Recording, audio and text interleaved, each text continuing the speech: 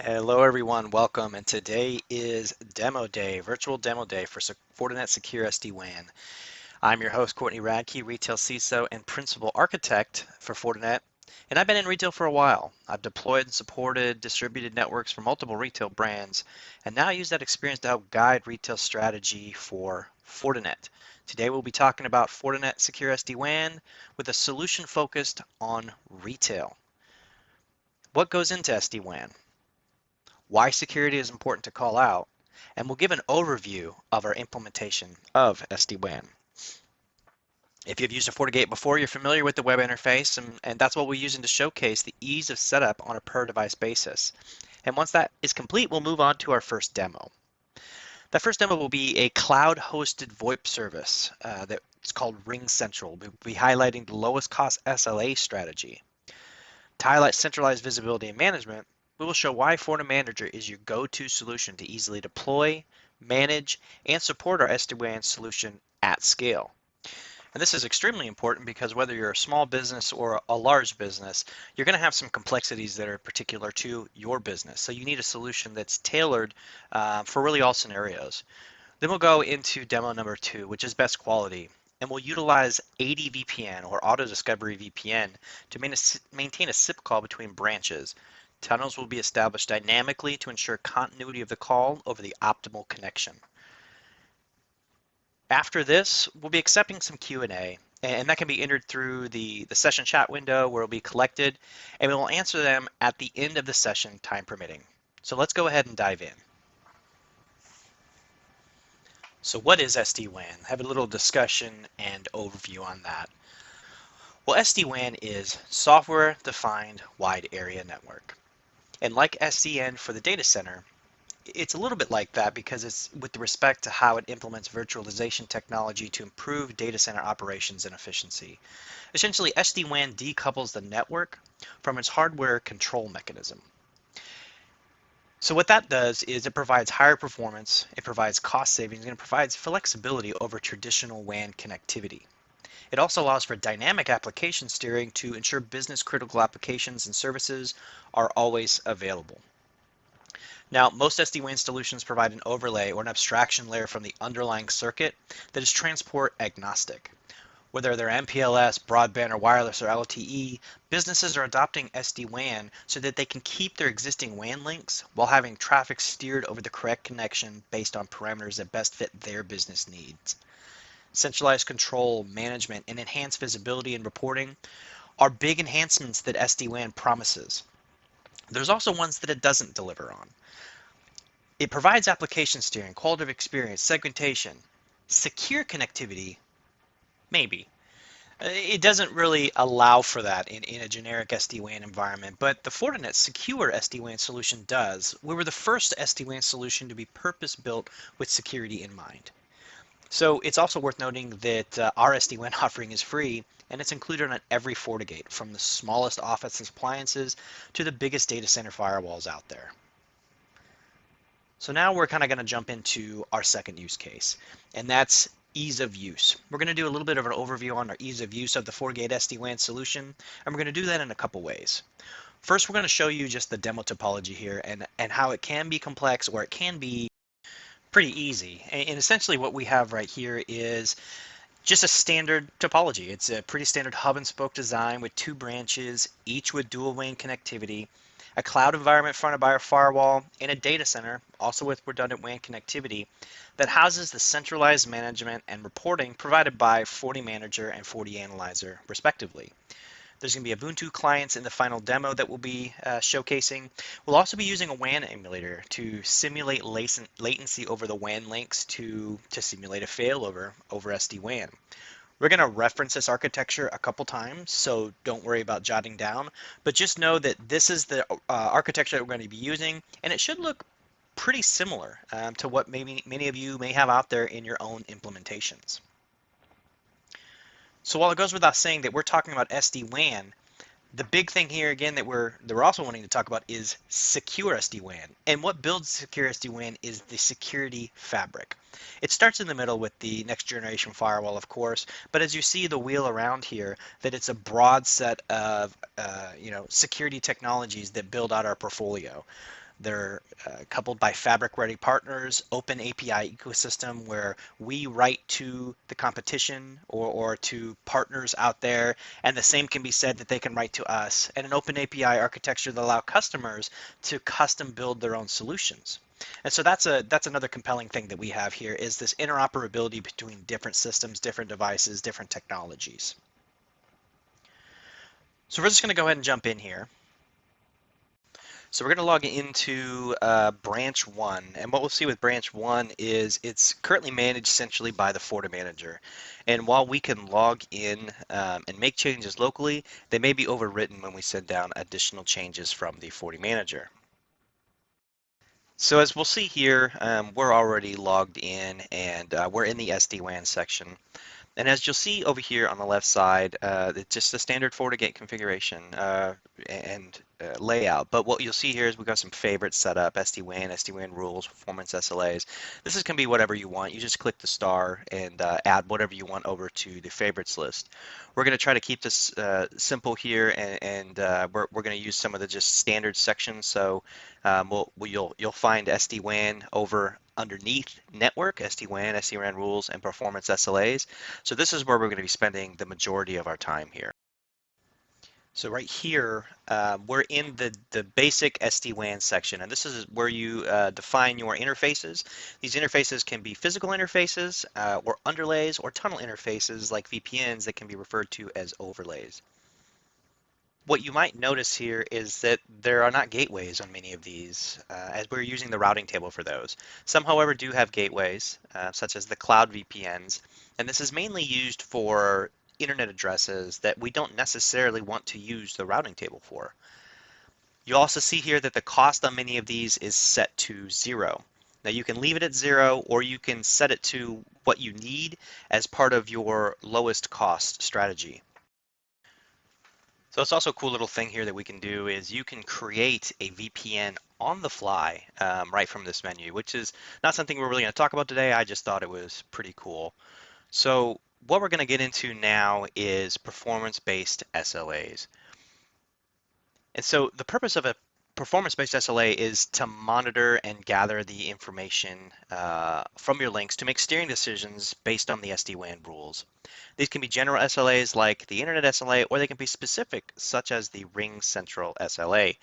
If you click on the SLA, you'll see performance metrics that have been captured and are displayed for the last 10 minutes or so, shown at the top of the window. These can be refreshed by clicking into them, and you can refresh them on the left side, but again, that's not going to be the real-time statistics, but rather a snapshot. But we'll see that when we demo the Ring Central SLA in just a bit. So I'm going to go ahead and edit one of these SLAs and show you the available options. So protocol shows you the available options to determine the health of the link, ping, and HTTP. However, if you need more options, you can enable TCP echo, UDP echo, or TWAMP, or two-way active measurement protocol, TWAMP, via the CLI. The server section is the IP or FQDN that you are trying to monitor. Listing 2 would mean that both servers need to be unavailable to return a failed verdict, so just remember that. Participants is the WAN links that will be used in your SLA. Probe packets is pretty self-explanatory. It can be disabled if no health checks or probes are needed, particularly during troubleshooting. The SLA targets here, this is your settings for latency, jitter, packet loss, and these are used to determine your quality of link. Think MOS score for VoIP. Your link status is you can define your check intervals, your failures before inactive, and your restore link settings to determine when it is safe to fill back to a certain link. Really, these are meant to help you avoid flapping. Update static route is only relevant if the config has a static route pointed towards the SD-WAN interface. Another thing I'd like to show you is in this section, we're showing you the current values on the right-hand side to allow you to make informed decisions on your changes. Note that we're capturing sub-millisecond values that can be used in case you have applications that are highly sensitive to latency or jitter, for instance. Business critical applications. Now we're going to show you the last section, which is the SD-WAN rules, which steer or direct traffic based on the rules that you define. These are processed top-down like a firewall rule, but it's important to note that in order for traffic to pass, there must be security controls in place to allow it. The ability to create SD-WAN rules and create the corresponding security policies rules in the same place to protect the traffic, this is the advantage that Fortinet brings to the table. Now, let's take a look at an SD-WAN rule itself to see what makes it tick. So we'll go ahead and just look at the ring central rule. And as expected, there's a lot of different variables here. We can set up things like source address, your user groups, applications, and the internet service address is something that's pretty cool here because you don't have to make the configurations or decisions by yourself. Through an agreement that Fortinet has, we're able to keep the list of dynamic IP pools and ranges for things like Microsoft, Azure, Office 365, Google, AWS, what have you. And we can make those decisions for you. Just makes it a little bit easier for you to set up your SD-WAN rules. And this is especially critical if you deal in these cloud spaces a lot, if you have a lot of infrastructure in the cloud. The next section is outgoing interfaces, and this allows you to determine the strategy that you're going to use. So the first one that we're going to look at here is manual, and what manual does is it forces traffic over a specific link, and this can be your most preferable link. This is for business critical applications and traffic that you want to make sure that are always steered over a specific link. This quality determines the link based on the criteria of the measured SLA chosen. This is your health checks. This one is the lowest cost SLA. And if you remember earlier where I said that the cost could be 0 or 10, this is what determines that. So if they're all set the same, they're actually processed by top down, whichever one was added to the rule first. And the order of these can actually be edited or changed at any time. The maximize bandwidth SLA actually uses all members, all interfaces, as long as they meet the SLA check set, and the traffic is balanced in a round robin set. So what we're going to do now is take a look at some of the SD-WAN rules that we already have in place. The first one that we're going to look at here is the guest rule. And what the guest rule is doing is sending all guest traffic over the WAN 1 link. And this is an important rule to look at because maybe your WAN 1 is a expensive MPLS or cost-based circuit, and you don't want to force things over that link in the event of a failure. So what this is going to allow you to do is, in the event of a failure, you can fail over to commodity broadband, and your guest traffic may be impacted, but your business critical traffic is staying up and going.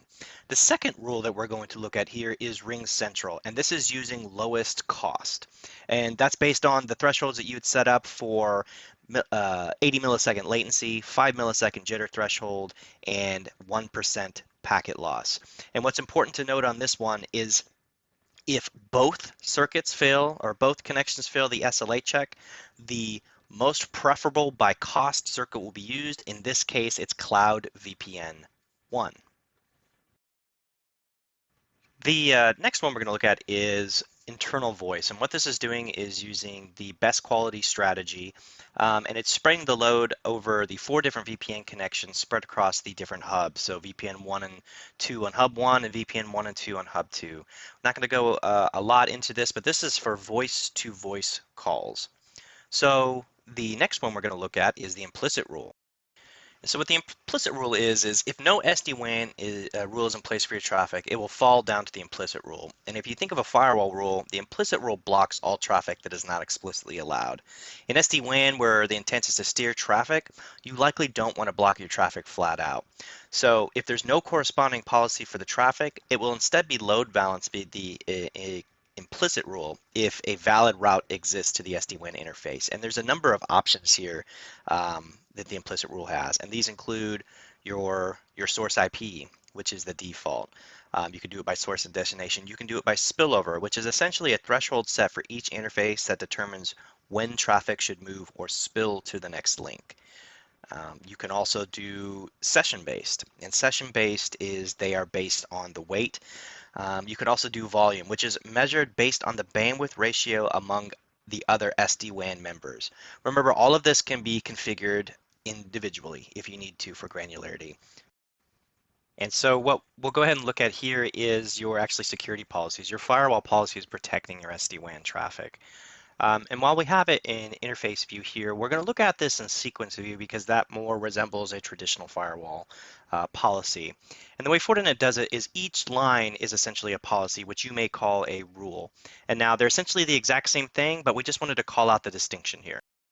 So your interfaces can be the underlays, which is the actual interfaces. They could be an overlay like VPN, or they can be the virtual interface, such as SD-WAN, which includes all of your different interfaces. So the first rule that we're looking at here is the guest rule. And so what this rule is doing is forcing guest traffic out just one interface, and that's WAN 1, port 3 here. This is impressing specific security policy and forcing the guest traffic to only go over that specific link. Because if we substituted here, we substituted SD-WAN for the interface, what that would allow it to do is the traffic could utilize all of those different links inside of that SD-WAN overlay interface and possibly use a circuit that is more expensive or has some costs associated with it. And that's not what we want to do. The intention here is to, from a hierarchical order, that guest network policy is above SD-WAN because this is forcing traffic, if it meets that policy, if it meets that criteria, to only go over WAN 1. And this second policy here is our actual SD-WAN policy. And so if you hover over the actual SD-WAN interface here, you can see all the members, their status, the load balancing algorithm used, and there's some other variations on this policy to lock it down than just strictly out to the internet. So while it's important to note that you can configure all of this through the FortiGate, it's our next gen firewall, it's the basis of what we built our company on, but it's important to note that for larger networks, for more distributed networks that need to scale, the use of our FortiManager product to orchestrate all of this, which we'll showcase later, it can be utilized for, again, those larger scale, more distributed networks. So that concludes our overview of SD-WAN FortiGate GUI.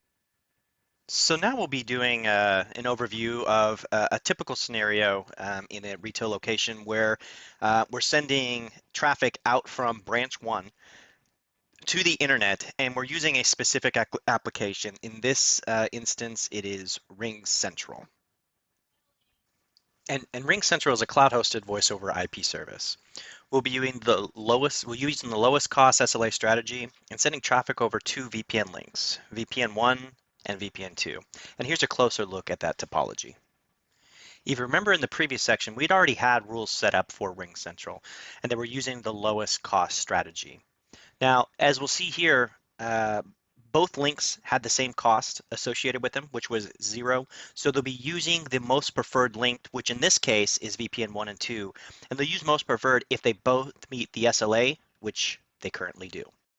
And so looking at the logs, if we have a custom view set up for RingCentral, and if we switch it over to real-time view, we can see that RingCentral has been using the Cloud VPN 1. And so what we're going to do here is introduce a problem. We're going to introduce some latency using a free and open source program called WAN Emulator. So logging into the WAN Emulator web console, what we can do here is introduce a 200 millisecond delay. We can introduce latency, and we can see what that does to our connection. So logging back into the FortiGate interface into Performance SLA, we can see that some things have changed. We'll see those real-time statistics up at the top graph of the last 10 minutes. It's important to note here that the variables shown at the bottom that show that they're not meeting SLA, that's a snapshot in time.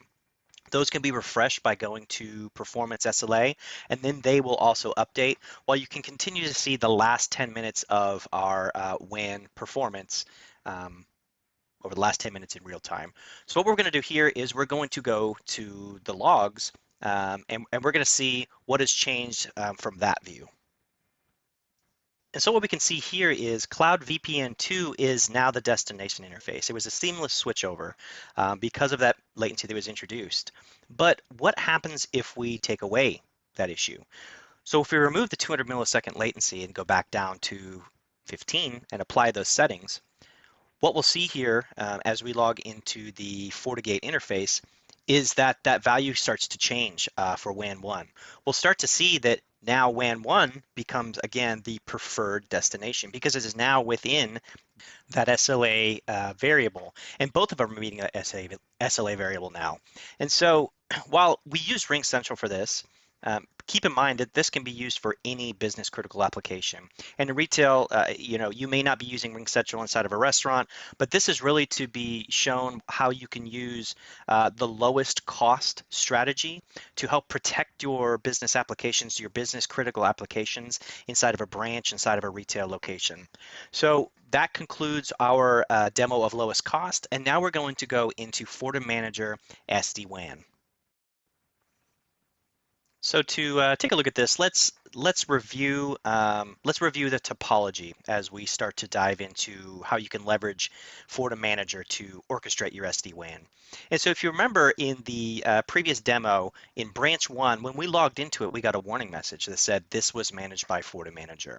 And so what we're going to do here is highlight the ability to deploy a new SD-WAN template to branch 2 that previously didn't have any SD-WAN in place. As we log into the FortiManager here, we'll see that it's set up in an ADOM configuration. By default, it's not. Everything would be in root, but here we're setting up in ADOM configuration, which is particularly helpful in large distributed enterprises or really important in multi-tenant type scenarios. And it's just a good way to allow you to logically separate your devices for management and administration. So as I said, we'll be managing 2 different devices here, FortiGate 1 and FortiGate Branch 1 and FortiGate Branch 2. And so the FGT that you see here, FGT is the short nomenclature for FortiGate. And you may see a couple other ones here, and we may even have referenced them. FMG being FortiManager, and FAZ, FortiAnalyzer. If you're a fan of Jeremy Clarkson, you know you got the humor in that one. So then we're going to go into SD-WAN, the template manager. So in assigned devices, we see here that the FortiGate branch 1 is the only one assigned. That's the only one we have out there. But if we go into SD-WAN templates, you can see that we have 2 SD-WAN templates, one for branch and one for hub. So what's also important to note, and actually this is something that I use often, is importing of SD-WAN templates. And why this is important is, remember in the beginning when we were in the FortiGate GUI and we were building SD-WAN there. Well, if you do build SD-WAN and it suits your needs and it can be used for a template, you can directly import that from a FortiGate and then use that inside of FortiManager as a template. But FortiManager here has everything that we need, so we're going to go ahead and cancel out of this. So what we'll see here is that in the SD-WAN templates, it's essentially a carbon copy of what we saw on the FortiGate with a little different variants on how you view things. There's the SD-WAN rules, performance SLAs, the interface members, really everything you need to build an SD-WAN policy. And that's by design. It's supposed to be by design to mirror kind of what we see on the FortiGate. So next we just have to assign it to a device. And so what we do here is create a new one, pick branch 2, and then we assign the specific branch SD-WAN template that we've already built. And you can see all the interface mapping is there. So our next step is to actually assign a security policy, because remember, SD-WAN is just the intelligent traffic steering. It's not inherent security. And so that's where Fortinet comes in and builds in our security policies onto this. So we go into policies and objects so we can either build, or in this case, we already have it built, and deploy our specific branch security policies. So we see 2 here that are relevant. We have branch no SD-WAN, and we have branch SD-WAN. And currently, the branch 2 has a wide open internet policy. We don't want that, right? We want to mirror what we have on branch 1. And so in branch 1, again, we see the policies are there. And so what we're going to do is install it. So go to Device Manager, and then we go to the Install Wizard. And so from the install wizard, we're going to select policy package and device settings. And what this is going to allow us to do is remedy the entire configuration of that branch. So we'll hit next. We can go ahead and select both, but FortiGate branch 1 shouldn't have any policy changes to make. So you'll get a preview. You can skip past this. And what you'll see here is that, again, branch 1 has nothing to do, so we'll just select branch 2. This is going to be showing you a real world view. This is the actual time to push this policy configuration down. As you can see, I barely get out my sentences before this is all just completely done. And so once we finish this out, we can go to monitor and we can see our brand new SD-WAN connection is up in a nice map view. We can see that it's up here now, branch 2 in Toronto, branch 1 is in Kansas City. Our hubs are on here. Hub 1 is in San Jose and Hub 2 is in Dallas, Texas. So going into table view, we can get a little more information on this. And so let's take a look at table view and see what we can see for branch one. So we see our members upload, download. We see SLA information and the specific SLAs that are being used in this case. So if we click into this, we'll see even more information. And this is a detailed view that's available for up to the last 24 hours of information. And so you can change timelines. There's per SLA, packet loss jitter, and latency statistics. And again, this is all available here, all customizable. You can change refresh rates, change your polling intervals. It's all customizable. And what you'll notice here is that you may have seen on a FortiManager landing page that we had FortiAnalyzer features. And normally these aren't here, but as of a version in 5.6, this has been available to manage your FortiAnalyzer just for ease of use and consolidated visibility, which is great and especially applicable here because we can jump straight into logs. We can jump into our system logs and view system logs such as latency, packet loss, and jitter, and these are the ones coming in from branch one. And what these can be used is you can build charts, reports, event handlers off of these. And speaking of reports, we're constantly making evolutions of a reporting structure. The SD-WAN reports weren't available in 5.6. I believe the SD-WAN reports came in 6.2, but they can be used to build from your chart library. They can be used to build your specific SD-WAN reports in FortiAnalyzer. And so let's take a look at the FortiAnalyzer report. And so these reports, what they give you is a lot of pre-built knowledge is going to be very important for you to make decisions on critical traffic, where to steer your traffic, how your links are currently being utilized. And this is all available through the FortiAnalyzer, which in this case is built into the FortiManager. And again, FortiManager is it's our single pane of glass for management and administration in large distributed enterprise networks and multi-tenanted environments, and it allows us to scale to hundreds or even thousands of devices in an easy templated approach using zero-touch provisioning, which we won't touch on here, but we have a lot of content on that and can surely do another demo walkthrough of that at a later date. So before we get into the next demo, let's just do a quick overview of IPsec VPN topology. So the pretty standard topology that you'll normally see is a hub and spoke, where the hub is serving as that main aggregation point for VPN tunnels from the sites. Now each site creates an independent tunnel to the hub, not to each other, but this can cause some undesirable effects such as latency, and keep in mind that at the hub site it may use additional bandwidth. So another topology is partial mesh, and what this is similar to hub and spoke, but it's a middle ground where some of the sites create a VPN tunnel between each other. And then the third one, and then obviously the most complex one, is a full mesh. And while this provides great resiliency, redundancy with connections between all of the different spokes, it also is not really that scalable. And so we don't really see this that often. But what we do see is AD-VPN, or Auto Discovery VPN, that we mentioned earlier. And what this is dynamic tunnels or shortcuts. And this brings in the simplicity of hub and spoke with that full efficiency of the full mesh VPN architecture. And this AD-VPN architecture is what is going to be used in our next demo. So let's take a moment to review the topology once more. So again, we have branch one and we have branch two. And in this demo, we're going to be making a SIP call between branch one and branch two via AD-VPN. So we're going to be dynamically generating these tunnels from our branches to our head-ins at the data center. So let's go ahead and jump in at the monitoring here. So if we look here at the IPsec monitor, we can see that all 6 VPN tunnels are up. They're all available: VPN 1, VPN 2, Hub VPN 1, VPN 2, and Hub 2 VPN 1 and VPN 2. So if you remember, in the SD-WAN rules, what we have set up here, it's using best performance as determined by our internal SLA for VoIP. And so if we go into a performance SLA, what we can see here is all of the connections. They're color-coded for easy reference, or if you just hover over them, you can see the representation as well. We can also see the top-level SLA for latency, the SLA target, and where the hubs are in comparison to their SLA target. So what we're going to do now is we're going to go hop into our Ubuntu boxes. We're going to RDP into those and do a little more in-depth analysis. So once we've established the connection on our Ubuntu box, we're going to use our soft phones and establish a connection between the two devices. And so this is a SIP connection being established via IP address, so 10.1.2.10 to 10.1.1.10, and the receiving soft phone is set to auto answer. And so once these have established, we'll go back to our GUI. And in IPsec Monitor here, what you'll notice is an additional VPN tunnel with the 0 appended. And this is the new tunnel, dynamic tunnel, or shortcut created by ADVPN for this session. So now let's log into FortiManager.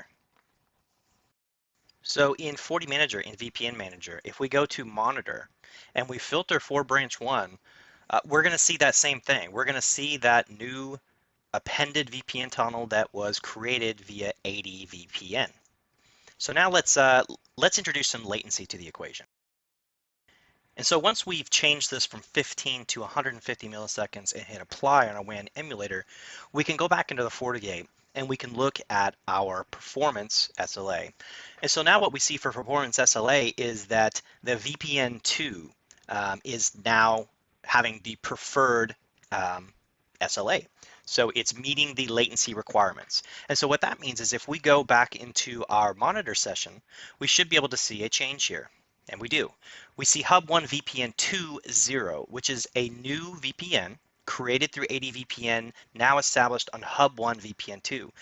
So now let's log back into our Ubuntu clients. We can see that the call is still connected. And this is despite the fact that we've seen a switch between VPN connections. So this is the end of the demo for this, and this demonstrated ADVPN and SIP call connectivity between different branches. So before we move on to QA, I'd just like to do an overview of what we talked about today. So we did an overview of SD-WAN and how Fortinet solves the challenge of security, which is not a given with all SD-WAN offerings. By combining SD-WAN into our best-in-class next-generation FortiGate solution, we solve that challenge. We also reviewed Fortinet's secure SD-WAN within the FortiGate by reviewing configurations in the FortiGate GUI, and then we moved on to a use case demo for SD-WAN using a cloud-hosted VoIP service. And then we reviewed how we would scale this. And the way you scale this is using FortiManager. So this allows companies, distributed enterprises, multi-tenant solutions to scale to one, tens, hundreds, or even thousands of sites in a templated approach. And this is critical for retail, right? To keep things keep simplicity and have zero-touch deployment. The last use case that we looked at was a demo for SD-WAN using ADVPN and generating dynamic tunnels, dynamic hub-to-spoke tunnels using ADVPN to keep a SIP call connected, even though we failed over to different VPN connections.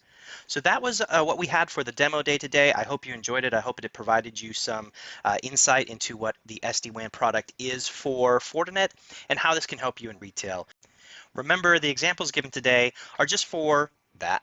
They're just for example purposes only. And there's many other use cases that are applicable to your business and in retail. This is a very full-fledged solution. And again, I cannot stress enough that it's integrated into every single firewall, large or small. It's a feature that you just turn on. And it can be scaled effectively on a one-by-one basis, or as we said earlier, to many, many sites via our FortiManager orchestration. The bottom line being here for retail is that MPLS is expensive, and commodity broadband is becoming more and more widely used, but it doesn't provide the security assurances and resiliency that most people expect. If there are business critical applications that require 4 nines or 5 nines, you may still have MPLS in place, but for those that may be able to sustain a little bit of performance impact, or maybe even for those that don't, SD-WAN provides the ability to provide that business resiliency, to provide that flexibility, and to provide that cost savings by combining multiple low-cost broadband links into a single SD-WAN overlay. Thank you very much. We appreciate you for joining.